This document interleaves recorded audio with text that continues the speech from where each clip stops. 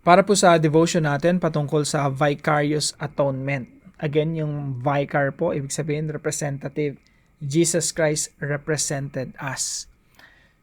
Now, dito po sa Romans chapter 5 verse 19, sabi dito, "For just as through the disobedience of the one man, the many were made sinners, so also through the obedience of the one man, the many will be made righteous." Sa Tagalog po, sapagkat kung paanong sa pamamagitan ng pagsuway ng isang tao, ang marami ay naging mga makasalanan. Gayon din sa pamamagitan ng pagsunod ng isa, ang marami ay magiging mga matuwid. Dito po sa Romans 5:19 at marami pang mga verses sa Bible, makikita po natin yung concept ng representative. Tinatawag po yan na federal headship ng ibang mga theologians, no? Pabayaan na lang natin sila kung anong tawag nila dyan. Sa atin, representative. So, sabi dito, "For just as through the disobedience of the one man," sino po yung one man na tinutukoy dito na sumuway? Si Adan po yun. So, sa pamamagitan ng pagsuway ni Adan, doon sa Hardin ng Eden, tinukso siya ni Satanas. Tatlong klaseng tukso po yung kay Satanas, no? Na yung tukso ni Satanas, lust of the flesh, lust of the eyes, and the pride of life. Makikita niyo po yan sa Genesis chapter 3 verse 6. "When the woman saw that the fruit of the tree is good for food, pleasing to the eye, and desirable for gaining wisdom, she took some and ate it. She also gave some to her husband, and they ate it." So doon po, tatlong klaseng tukso yung ginamit ni Satanas. At si Satanas, natukso niya si Adan nahulog sa pagkakasala. Sumuway siya. Ang sabi po rito, "For just as through the disobedience of the one man, the many were made sinners." Ibig sabihin, nung nagkasala si Adan, tayong lahat ay kasama ng nagkasala. Kumbaga, mana yan, buong humanity magkakasala or mahulog sa kasalanan. Kasi po, nire-represent ni Adan yung buong sangkatauhan. Kaya nahulog si Adan, nahulog din sa kasalanan yung buong sangkatauhan, minana din natin yung kasalanan ni Adan. Now, sa kabilang banda, meron pong tinatawag na second Adam. Mababasa niyo po yan sa sulat ni Apostol Pablo. Ini-introduce niya si Jesus Christ bilang pangalawang Adan. Siya po yung tinutukoy dito na, "So also, through the obedience of the one man, the many will be made righteous." At sa pamamagitan naman ng pagsunod ng isang tao, si Jesus, the many will be made righteous. Ang marami ay magiging mga matuwid. So, ang nangyari, nahulog ang tao sa pagkakasala, kailangang ulitin yung proseso na yun. Kaya sinugo ng Diyos si Jesus Christ bilang second Adam. At si Jesus Christ, nung napunta siya sa desierto, actually, pag binasa niyo yung Matthew chapter 4 at ilang mga verses sa Bible, he was led by the Spirit. Ang nag-lead sa kanya doon sa desierto para tuksohin ni Satanas ay ang banal na Espiritu mismo. Jesus Christ was led by the Spirit to be tempted by Satan. Makikita niyo po yan sa for example, Matthew chapter 4.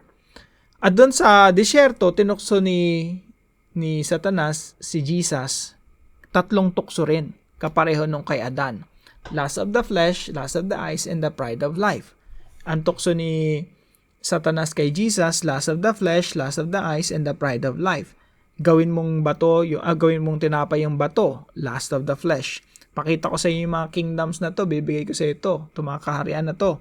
Lust of the eyes, and the pride of life. If you are the Son of God, throw yourself down. Pride of life. So, tatlong klaseng tukso, yung pinantukso ni Satanas kay Jesus. Pero ang nangyari, hindi nagtagumpay si Satanas. Si Jesus, naging masunurin sa Diyos Ama. At sa pamagitan ng pagsunod ni Jesus Christ, dahil si Jesus Christ, He's our representative, lahat ng nananampalataya kay Kristo, nagtagumpay na rin.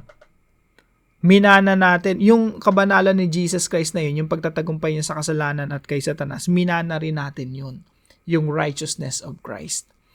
Kaya po makikita nyo sa 2 Corinthians chapter 5 verse 21, God made Him who had no sin to be sin for us, so that in Christ, we might become the righteousness of God. Naging katuwiran, naging kabanalan tayo ng Diyos. Bakit po? Kung papaano ang kasalanan ni Adan ay minana natin, kaya naging disobedient tayo, nung yung nagtagumpay ang Panginoong Jesucristo doon sa disyerto nang tinukso siya ni Satanas, yun din yung minana natin at nagkaroon tayo ng kabanalan. Naging kabanalan tayo sa harapan ng Diyos. Ganun po kalagay yung vicarious work of Christ. So, yung kasalanan natin ay inilipat kay Kristo at pinarusahan sa kanyang katawan, at yung kanyang kabanalan ay inilipat sa atin upang tayo ay hindi na maparusahan pa, sa halip magkaroon ng buhay na walang hanggan.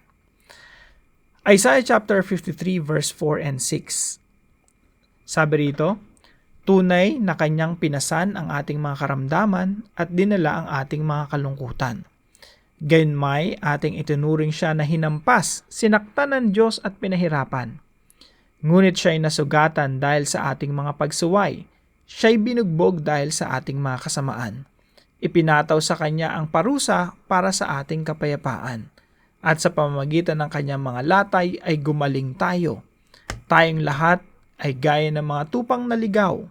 Bawat isa sa atin ay lumihis sa kanyang sariling daan at ipinasan sa kanya ng Panginoon ang lahat nating kasamaan. So, yun po yung vicarious life, death, and resurrection ni Jesus. Lahat ng ating mga kasalanan nilipat kay Kristo, ipinasan kay Kristo, lahat ng ating mga kasalanan, ang ating mga kasamaan, at siya yung pinarusahan. At yung kabanalan ng ating Panginoong Jesucristo ay ibinigay naman sa atin. So, salamat sa Panginoon kasi merong Kristo na umako ng ating mga kasalanan at willing ibigay sa atin yung kanyang kabanalan upang makaharap tayo sa Diyos ng walang bahid ng karumihan.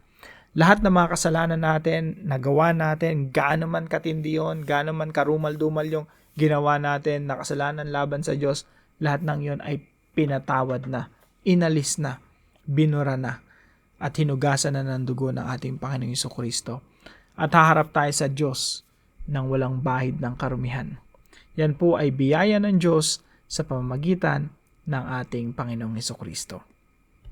Magandang araw po sa bawat isa sa inyo. Magkita-kita po tayo muli bukas alas 5 ng umaga dito sa ating Daily Devotions.